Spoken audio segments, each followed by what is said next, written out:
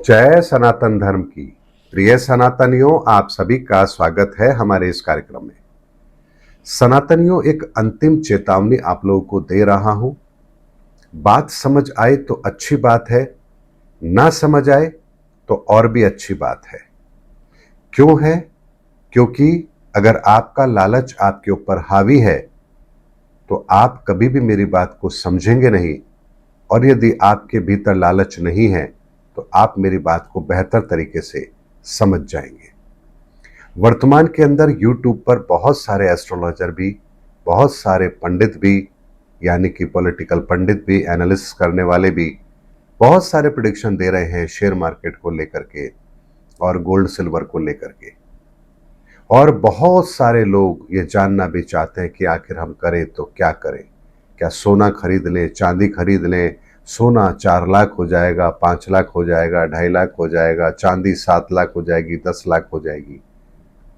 मन में लालच आना स्वाभाविक है, क्योंकि इजी मनी मेकिंग किसको बुरी लगती है।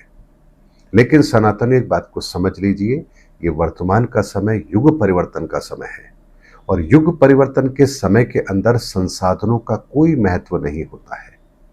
क्यों नहीं होता है, इस बात को भी समझ लीजिए।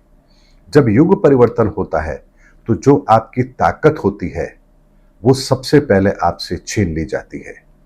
क्यों छीनी जाती है? क्योंकि आप अधर्म के रास्ते पर है। तो जो लोग अधर्म के रास्ते पर होते हैं उनकी ताकत को पहले ही छीन लिया जाता है, और जो धर्म के रास्ते पर होते हैं उन्हें वो संसाधन उपलब्ध कराए जाते हैं जिससे वो वर्तमान समय के अंदर जो परिस्थितियां हैं उनका मुकाबला कर सके। इस बात को ऐसे समझिए, कर्ण महारथी था, भीष्म पितामह महारथी थे, लेकिन अधर्म के रास्ते पर थे तो शिखंडी जैसे पात्र का चयन होता है भीष्म पितामह को मारने के लिए, और कर्ण के कवच कुंडल भी ले लिए जाते हैं। यानी अगर आप अधर्म के रास्ते पर हैं तो जो आपकी सबसे बड़ी ताकत है उससे आपको वंचित जरूर किया जाएगा। इसलिए यदि आप वर्तमान के अंदर भी यदि धन के ऊपर डिपेंड हैं, आपको लगता है कि आपके पास पैसा है तो आप सुरक्षित हैं, तो ये आपकी सबसे बड़ी गलती है। और यदि आपकी डिपेंडेंस इस पर है तो सबसे पहले वही आपसे छीनी जाएगी।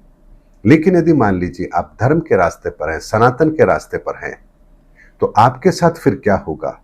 जैसे ही परिस्थितियां बिगड़ेंगी आप उन स्थानों पर अपने आप पहुंच जाएंगे जहां आप सुरक्षित रहेंगे। यानी आपकी जरूरतें, आपके आसपास का माहौल ऐसा होगा कि आप कम में भी अपनी व्यवस्था कर लेंगे। इसीलिए सनातनियों, एक बात को अच्छी तरह से समझ लीजिए। एक आखिरी चेतावनी मैं आप लोगों को दे रहा हूं।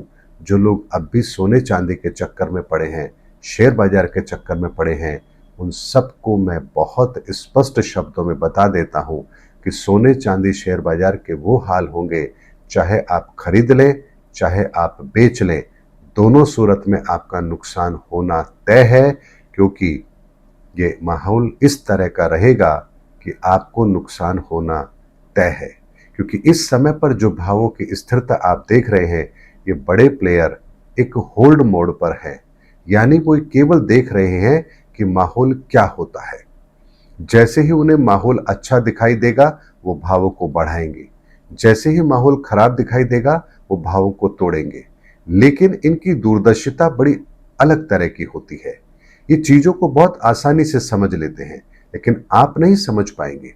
इसीलिए आप देखिए, युद्ध के हालात के अंदर सोने चांदी के भाव बढ़ते हैं, लेकिन जैसे ही युद्ध के हालात बने भाव टूटे हैं।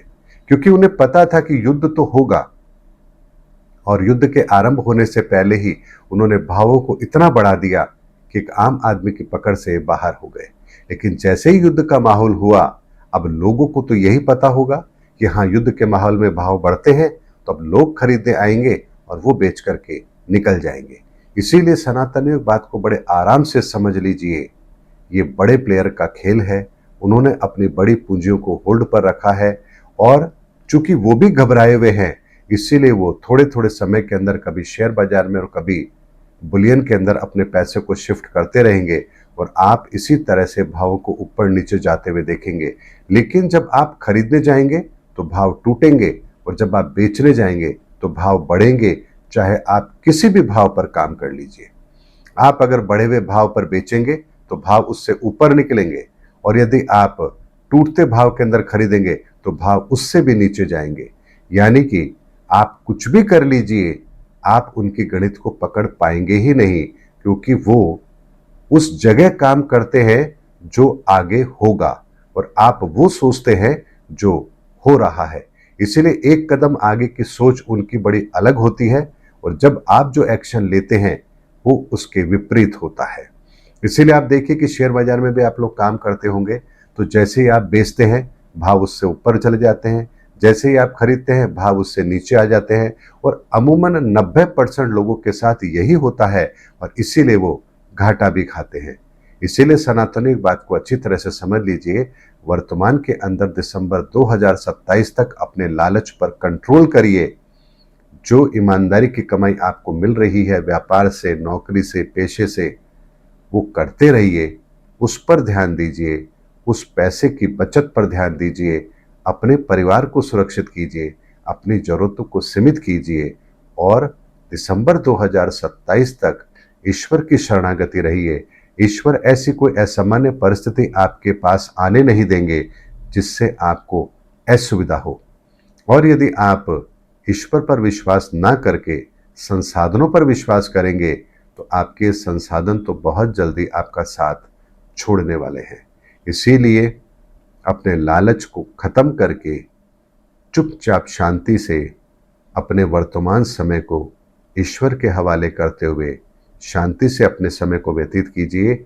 यही एकमात्र विकल्प इस समय है। अगर आपको बात समझ आ जाए तो बहुत अच्छी है, नहीं समझ आए तो वीडियो दोबारा मत देखना।